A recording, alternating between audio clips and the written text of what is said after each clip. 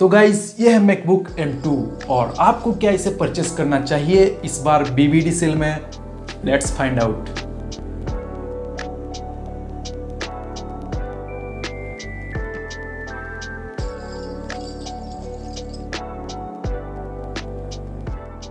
सबसे पहले तो है ये मैकबुक M2 को मैं 2 साल से यूज कर रहा हूँ। इसे मैंने BBD सेल 2023 में परचेस किया था और तब से ही इसे मैं यूज कर रहा हूँ और एग्जैक्टली मैं बता सकता हूँ कि ये कितना बेस्ट है। और एक ही वर्ड में अगर मैं इसे सम अप करना चाहूँ तो this is the one of the best MacBook you can buy right now. और गाइस अब जो ये सेल आने वाला है ना BBD सेल, इसमें ये मैकबुक अराउंड 65,000 के प्राइस रेंज में देखने को मिल रहा है। एग्जैक्टली मैं अगर बताऊं तो 63,999 में ये अवेलेबल हो रहा है, लेकिन उतने में आप डेफिनेटली परचेस नहीं कर सकते। ऑफर चला जाता है, सिर्फ 5 से 10 मिनट तक ही ये प्राइस रहता है और शायद ये सब कुछ कार्ड वगैरह अप्लाई करके है। तो इसका प्राइस मानकर चले 65 to 68,000। तो भी क्या आपको इसे परचेस करना चाहिए या फिर M4 बेटर है? तो M4 अवेलेबल होने वाला है सेल में, BBD सेल में 75 से लेकर 80,000 के प्राइस रेंज में। ज़्यादा नहीं, बस 10 to 15,000 का ही डिफरेंस है यहाँ पर। M4 के बेस मॉडल के कंपैरिजन में यहाँ पर ऑलमोस्ट सेम ही है। डिफरेंट है तो बस चिपसेट और सिर्फ एक दो फीचर्स, जैसे कि फ्रंट कैमरा थोड़ा बहुत अपग्रेडेड है M4 में और डिस्प्ले थोड़ा बहुत, आई थिंक मेरे हिसाब से जो मैंने एक्सपीरियंस किया है उसमें ये M4 का डिस्प्ले थोड़ा बहुत और ज़्यादा शार्पर है एज कम्पेयर टू M2। लेकिन हम बात कर रहे हैं M2 को क्या 2025 में प्रीफर करना चाहिए या फिर नहीं।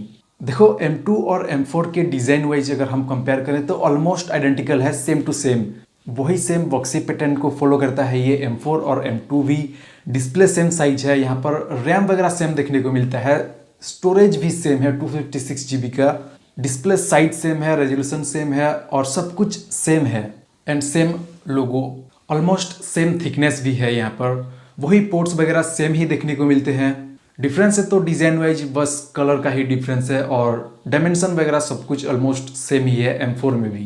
कीबोर्ड और ट्रैक पैड भी ऑलमोस्ट सेम है। ऊपर की तरफ फर्स्ट रो में यहाँ पर फंक्शन की वगैरह देखने को मिलता है, नीचे एक बिगर ट्रैक पैड है जो कि ऑलमोस्ट सेम ही है M2 और M4 में। बिल्ड क्वालिटी भी ऑलमोस्ट सेम ही है, प्योर एल्यूमिनियम बॉडी दोनों में ही देखने को मिलता है और ये मैट फिनिश में आता है, तो one of the best choice हो जाता है इसी प्राइस रेंज में। इसे आप वन हैंडेडली ओपन कर सकते हो, M2 को भी, M4 को भी, M1 को भी, सबको, यानी कि ऑलमोस्ट सभी एप्पल लैपटॉप को यानी कि मैकबुक को आप वन हैंडेडली डेफिनेटली ओपन कर सकते हो, जो कि एक हैंडी हो जाता है किसी भी मैकबुक या फिर लैपटॉप में। डिस्प्ले की अगर बात करें तो ये M2 में जो डिस्प्ले है ना वही सेम डिस्प्ले है यहाँ पर M4 में भी, और सेम नॉच भी आता है, ये M4 में भी है और M2 में भी। नेक्स्ट अगर हम प्रोसेसर या फिर चिपसेट की बात करें तो वहाँ पर तो M4 चिपसेट मिलता है, लेकिन वो भी उतना ही ऑप्टिमाइज है जितना कि ये M4 में थोड़ा बहुत इम्प्रूव्ड बेंचमार्क्स है। लाइक ये 15 to 20% तक ज़्यादा फास्टर है एज कम्पेयर टू M2। तो अगर आपके पास M1 है और अपग्रेड करना चाहते हो देन आप M4 में डायरेक्टली कर सकते हो। मेरे पास ये M1 भी है, इसे भी मैं यूज कर रहा हूँ काफ़ी टाइम से और M1 और M4 में ज़्यादा कुछ डिफरेंस है ही नहीं। और अगर आप विंडोज़ के बदले में मैक में शिफ्ट होना चाहते हो देन आप यहाँ पर इवन M1 को भी 2025 में कंसीडर कर सकते हो। ये भी one of the best choice हो जाता है। लास्ट ईयर मैंने ये रिव्यू भी डाला था ये one of the best choice करके, और अब भी 2025 में भी ये काफ़ी रेलिवेंट है। लेकिन मेरे हिसाब से ये M1 से बेटर M2 है, और आप विंडोज से शिफ्ट होना चाहते हो या फिर स्विच करना चाहते हो देन आप M2 को डेफिनेटली प्रीफर कर सकते हो इसी प्राइस रेंज में, स्पेशली 65 के प्राइस रेंज में।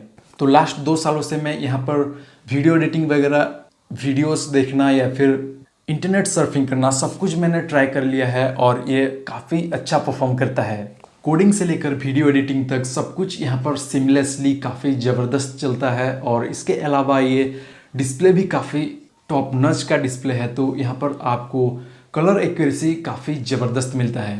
रेटिना लिक्विड डिस्प्ले है यहाँ पर 13 इंच का विथ 2K रेजोल्यूशन, तो ये one of the best choice हो जाता है। और इसे आप कलर ग्रेडिंग वगैरह या फिर ग्राफिक डिज़ाइनिंग वगैरह ये सब कुछ आप डेफिनेटली बहुत ही अच्छे तरीके से कर सकते हो।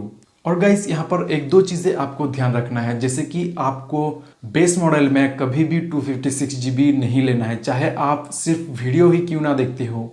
ये काइंड ऑफ 512 GB के कंपैरिजन में थोड़ा बहुत स्लो चलता है इन टर्म्स ऑफ रीडिंग और राइटिंग स्पीड, लेकिन बाकी सब कुछ ऑलमोस्ट सेम ही है। आपको लेना है 512 GB मिनिमम स्टोरेज। 256 GB मेरे पास भी ये 256 GB ही है, लेकिन ये समटाइम्स थोड़ा बहुत लैग करता है जब हम हेवीली किसी भी फाइल्स को कॉपी करते हैं या फिर प्रोसेस करते हैं। तो विंडोज़ के कंपैरिजन में ये one of the best choice है इसी प्राइस रेंज में। तो M2 और M4 में एग्जैक्टली डिफरेंस है तो चिपसेट में और रैम में। यहाँ पर M4 में 16 GB बेस वेरिएंट में ही देखने को मिलता है विद 256 GB इंटरनल स्टोरेज, और यहाँ पर 8 GB रैम और 256 GB SSD के साथ इंटरनल स्टोरेज आता है M2 में। तो ऑब्वियसली ये है कि 2026 आ रहा है और आपको M2 भी लेना है ना, बजट का इशू है, तो भी आप यहाँ पर एटलीस्ट 16 GB रैम वेरिएंट और 512 GB अब इंटरनल स्टोरेज SSD वेरिएंट ही चूज करना है, क्योंकि ये 256 GB और 8 GB रैम वेरिएंट ये रेलिवेंट नहीं है 2025 में। बाकी मेरे हिसाब से तो M2 भी इनफ है अगर आप नॉर्मल टू थोड़ा बहुत हेवी टास्क भी परफॉर्म करना चाहते हो इन 2025 या फिर 2026 में। तो मैं तो यही रेकमेंड करना चाहूँगा कि अगर आपके पास 65 से 70,000 के आसपास का बजट है तो आप इसे M2 कंसिडर कर सकते हो और पुश कर सकते हो 75 के या फिर 80 के में, तो आप डेफिनेटली M4 ले सकते हो।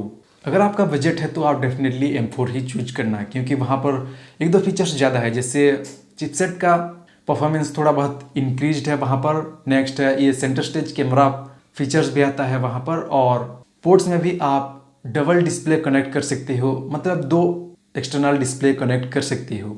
बाकी सब कुछ ऑलमोस्ट सेम ही है। और गाइस इसे ध्यान में रखना कि आपको 512 GB ऑफ SSD वाला वेरिएंट ही चूज करना और 16 GB रैम वेरिएंट ही चूज करना। बाकी चॉइस इज योर्स, और मिलते हैं नेक्स्ट वीडियो में। Thanks for watching.